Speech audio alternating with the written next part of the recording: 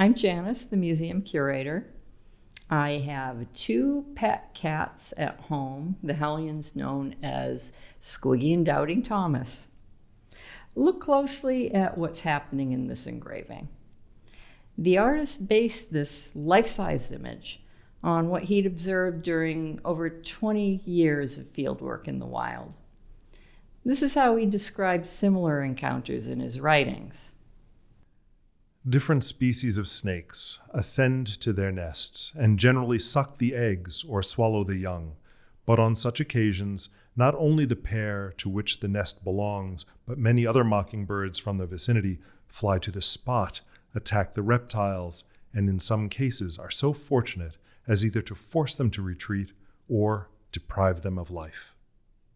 The engraving was meant as a scientific record of field observations of birds in their natural habitat, but the artist, John James Audubon, turned the real-life encounter he witnessed between the mockingbirds and the rattlesnake into an epic narrative of survival. This engraving was part of Audubon's ambitious publication, The Birds of America. His ornithological fieldwork coincided with the last decade or so of Thomas Jefferson's life. We know that Jefferson's White House study contained books on science, several species of plants and flowers, skulls, bones, and skins sent to him by explorers in the American West, and a cage for his pet mockingbird, Dick, possibly similar to the version displayed at the left.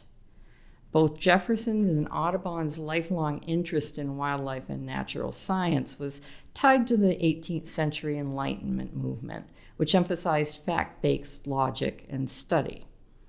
But it was the dramatic impact of many of the images in The Birds of America, rather than its scientific contributions, that made the folio such a huge success with viewers and made Audubon's name synonymous with birds and wildlife conservation.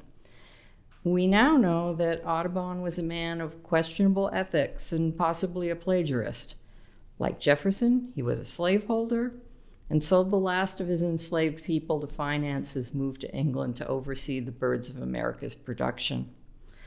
While the artistic impact and influence of what's achieved in the Birds of America can't be denied, the folio can also be considered a historical reminder that many of our cherished artistic achievements, institutions, and organizations have links to our country's long legacy of racism.